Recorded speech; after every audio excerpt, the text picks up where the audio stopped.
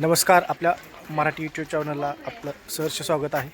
तर आज आपण पाहणार आहे कोकण गणपतीपुळे येथील प्राचीन कोकण याचं दर्शन घेणार आहे.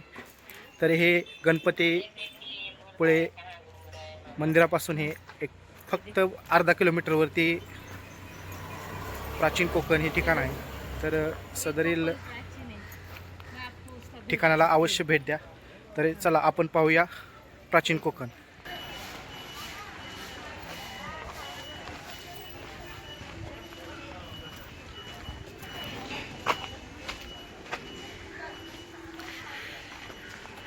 समोरच तिकीट घर आहे.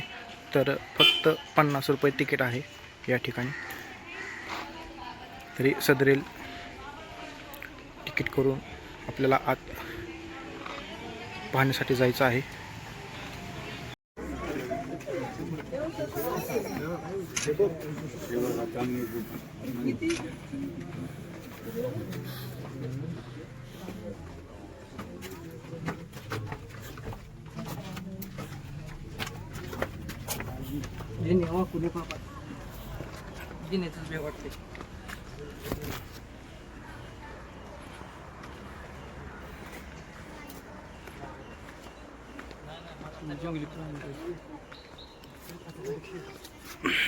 तरस मायऱ्या तुझा फोटो आलाय कुठे आहे? ते का घेतलं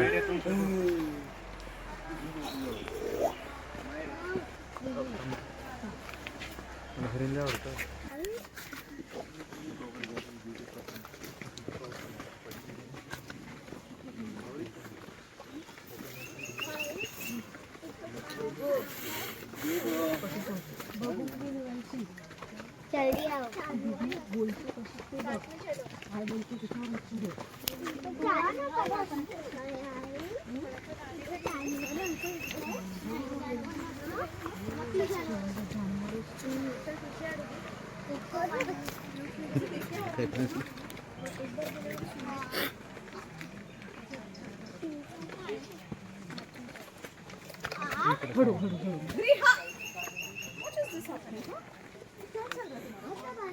मायरे आणि अंक्या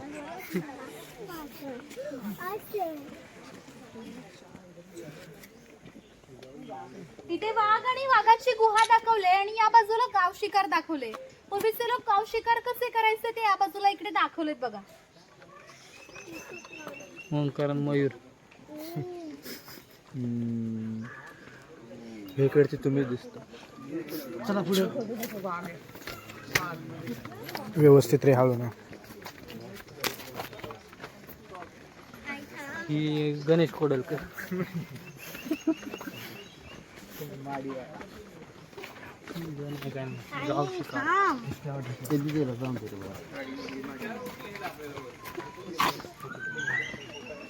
अशोक नाना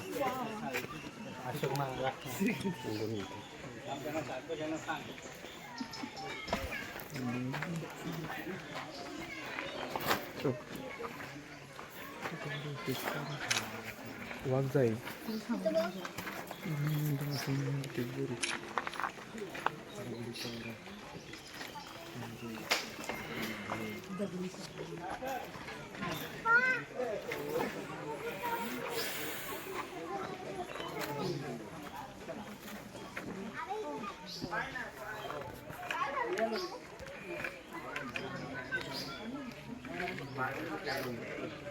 हे आमचं ग्रामदेवतेचं मंदिर आहे. पूर्वी धार्मिक संस्था गाव नियंत्रित करत असत. गावातील सगळी लोक इथे एकत्र येत असत. तर गावातील दोन व्यक्तींची भांडणे झाली तर सगळा गाव एकत्र येऊन गावाप्रमाणे न्यायदान करीत असेल. आणखीन एक महत्वाचं वैशिष्ट्य म्हणजे जगभर अशी प्रथा आहे की प्रत्येक जाती धर्माचे लोक हे आपापल्या देवाकडे जातात व देवाचं दर्शन घेतात. तसंच आपण कोकणी माणसं सुद्धा वर्षभर देवळात जाऊन देवाचं दर्शन घेतो. पण जेव्हा शिमग्याचा सण येतो तेव्हा हा देव पालखीमध्ये बसवून प्रत्येकाच्या घरोघरी नेला जातो. म्हणजे कोकणी माणसाने त्यांचं नातं इतके जवळच आहे की आमचं त्याच्याकडे येणं जाणं असतं. आणि या देवीचं नाव आहे वाघजाई, पण आम्ही जाणीवपूर्वकच ठेवले. असं म्हणतात की ज्या निसर्गात वाघ आहे तो निसर्ग समृद्ध असतो. 500 वर्षापूर्वीचा निसर्ग सुद्धा असाच समृद्ध होता, तर आमच्या भावविश्वामध्ये देवत्वाचं स्थान आहे. आपण कोकणी माणसं वड, पिंपळ, साप, नगाची पूजा करतो, म्हणजेच आपण निसर्ग पूजक माणसे आहोत. म्हणून या देवीचं नाव सुद्धा निसर्गाशी संबंधित असंच ठेवले वाघ जाईल. इथे काही पारंपरिक वाद्य आहेत. लाकडी ढोल आहेत, मातीचे ताशे आहेत, त्यांचा खालील भाग मातीचं बनवलंय. हे ताशे 110 वर्षापूर्वीचे जुने आहेत. ही वाद्य वाजवणारे जर कसबी असतील तर यांचा आवाज 1 ते 2 किलोमीटर पर्यंत लांब जात असे. पूर्वी यांचा वापर संदेश वहन आणि धार्मिक कार्यामध्ये केला जात असे.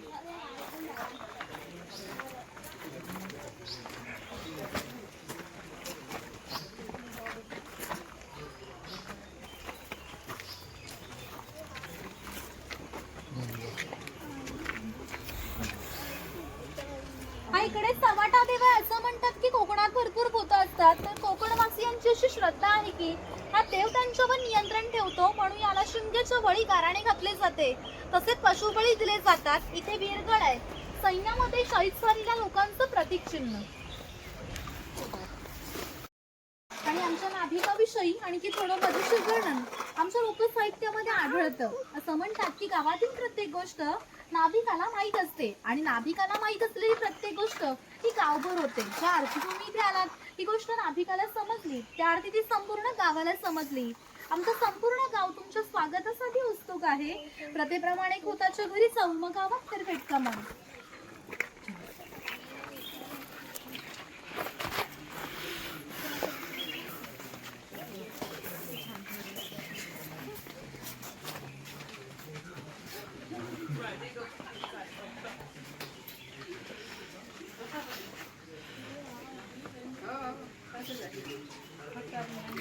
हे खोताचं घर आहे. राजाच्या गावातील प्रतिनिधी म्हणजे खोत. धार्मिक व राजकीय बाबतीत पहिला मान खोताचा असे.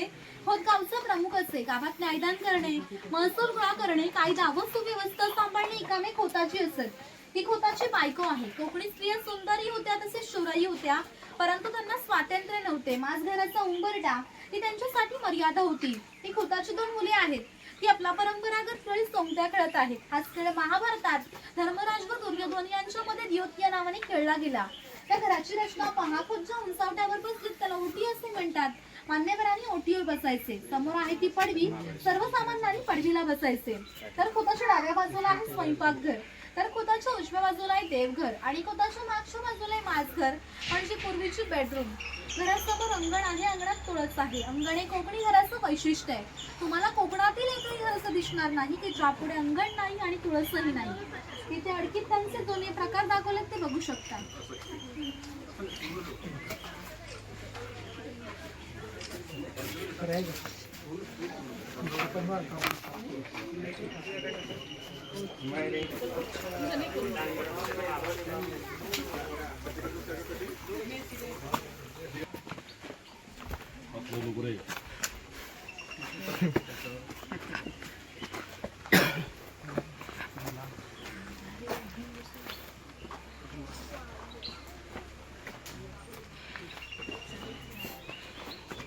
मातीशी संबंधित सर्व कामे कुंभार करीत असे. हे सफेद रंगाचं मडकं आहे, ते माडीकड्याचं मडकं आहे. कोकणामध्ये नारळाची झाडं मोठ्या प्रमाणात असतात. त्यांना नारळ येण्याआधी पोई येते. तिला आडवा काप दिला जातो व बाजूने विशिष्ट प्रकारचा झाडपाला लावला जातो. तो झाडपाला आतील माडी शोषून घेतो.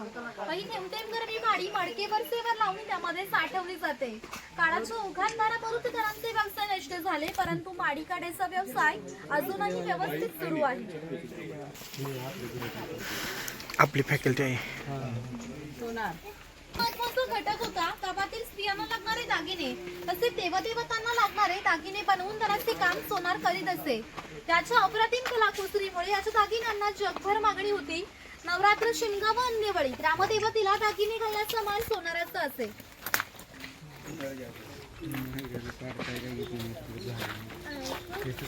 इथे वाणी आहे. सौ मासापूर दाभोळी या कोकणातील बंदरांना 5000 वर्षांपूर्वीचा इतिहास आहे. या बंदरांमधूनच भारतीय व्यापाऱ्यांनी जगाशी व्यापार केला.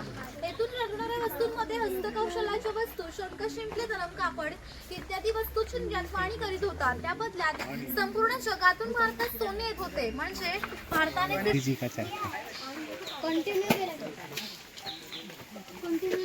इथे हा सुतार आहे. शेतकऱ्याला सुताराला लागणारी लाकडी अवजारे बनवून देण्याचे काम सुतार करीत असे.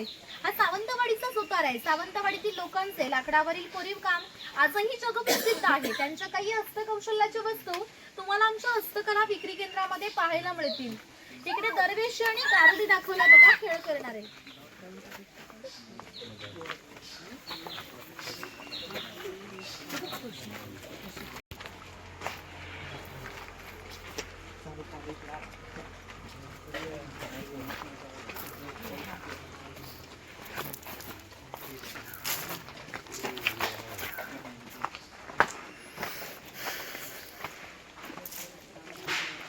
लोहार आहे. 500 वर्षापूर्वी कोकणाची राजकीय परिस्थिती अस्थिर होती.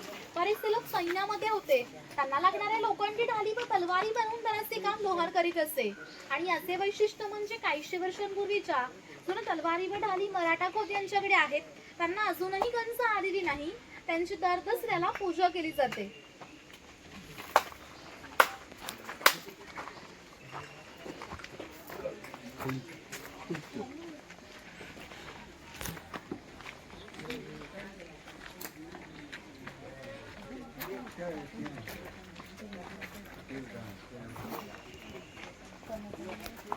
हा तेली आहे. हा तेलाचा घाणा आहे. याला खुंट असे म्हणतात.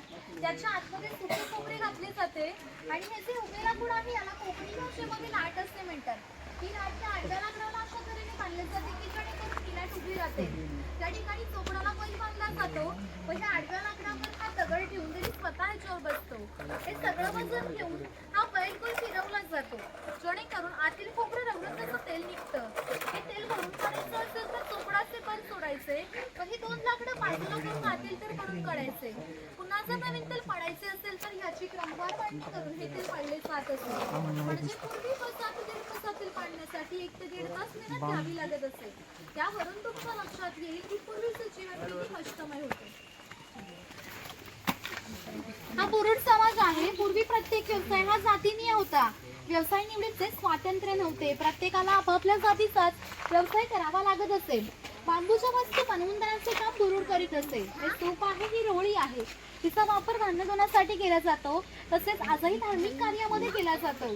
आपल्या घरामध्ये जेव्हा शुभ कार्य असते तेव्हा घरातील सौभाग्यवती स्त्रिया किंवा कुमारिका त्या रोळीमध्ये दिवा घेऊन उभ्या असतात. जर हा दिवा शुभ कार्य पार पाडण्याआधी विझला तर ते अशुभ मानले जाते. आजही आपल्या साखरवाण्याचं लग्न मुंबईला असेल तर रोळी गावावरून मुंबईला पाठवली जाते. कारण मुंबईला सर्व वस्तू मिळतात पण रोळी नाही मिळत.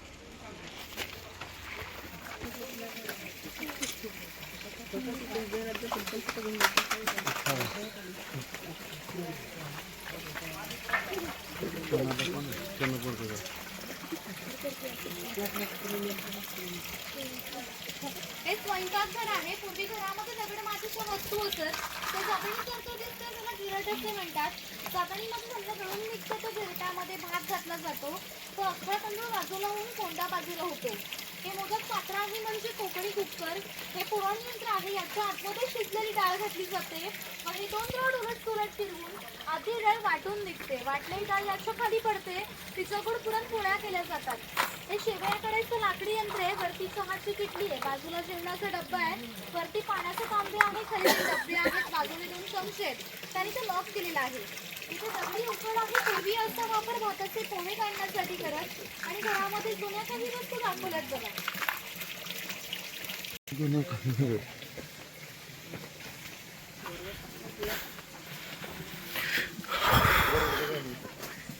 हे दैनंदिन जीवनामध्ये लागणाऱ्या वस्तू जे आपल्याला शहरामध्ये भेटतात ते कोकणमधून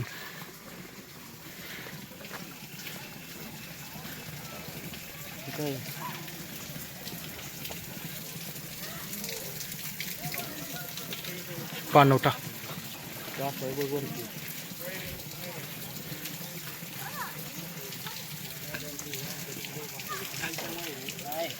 हे आमची मित्रमंडळी.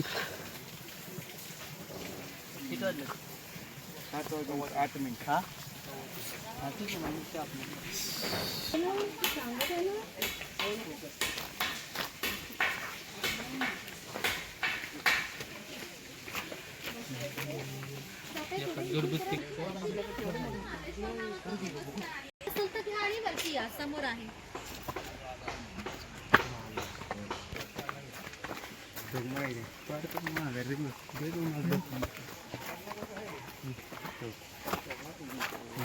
मराठी शब्दाचा अर्थ आहे की ज्याच्याकडे भरपूर धन आहे. हा धनगर समाज इतक्या दुर्गम ठिकाणी राहत असेल की त्यांचा पहिला बस स्टॉप 10 ते 12 किलो अंतरावर असेल. ही लोक जेव्हा गावामध्ये येत किंवा त्यांच्या पायात चामड्याच्या वणा, हातात घोंगराची काठी, खांद्यावर फाटकी घोंगडी या वेशभूषेमध्ये येत असत. असे असलेले धनगर 100 ते 125 गाई, 5 ते 25 म्हशी यांचा मालक असेल. त्या गाई म्हशींची किंमत 8 ते 10 हजार पर्यंत असते.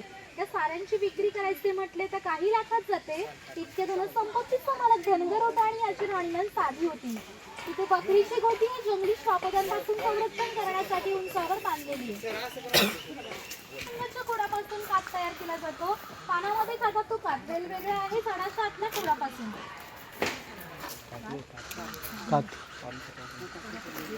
इकडे कातबट्टी आहे. ते खैराचं झाड तोडून त्याच्या आतील खोडाचे बारीक बारीक तुकडे केले जातात. ते बारीक बारीक तुकडे पहिल्या 4 मडक्यांमध्ये पाण्यासोबत उकळवले जातात. तर त्याचा जो लाल रंगाचा पाक तयार होतो तो पाक 5व्या मडक्यामध्ये विशिष्ट ताप म्हणून उकळवला जातो व तो पाक या सावलीमध्ये सुकून त्याच्या वड्या पाडल्या जातात. त्यापासून कात तयार होतो. या कात तयार होण्याची प्रक्रियेला 3 ते 4 महिने लागतात.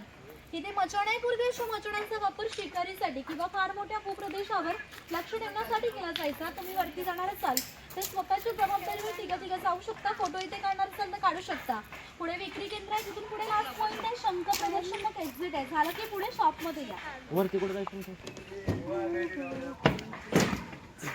शिकारीसाठी वापरली जाणारी मचाली हे कोकण भागामध्ये असते. शिकारीसाठी एकमेव आहे.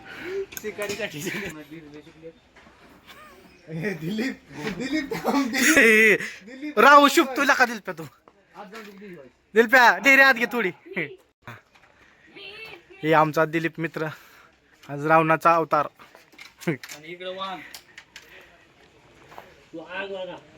टोप घातलेला आहे. हे आमचे जिनेश शहा.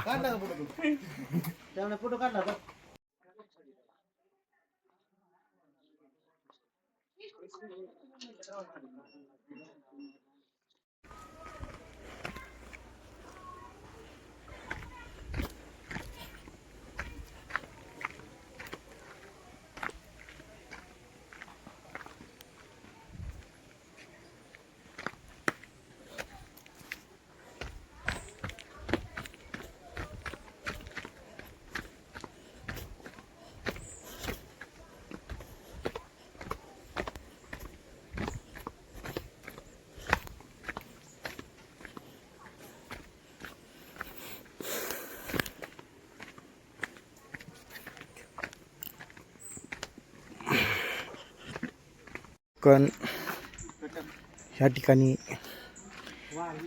एक्झिट होत आहे. तर सदरील प्राचीन कोकण ट्रिप तुम्हाला आवडली असेल तर आपल्या यूट्यूब चॅनलला सबस्क्राईब करा, लाईक करा आणि कमेंट करायला विसरू नका. धन्यवाद.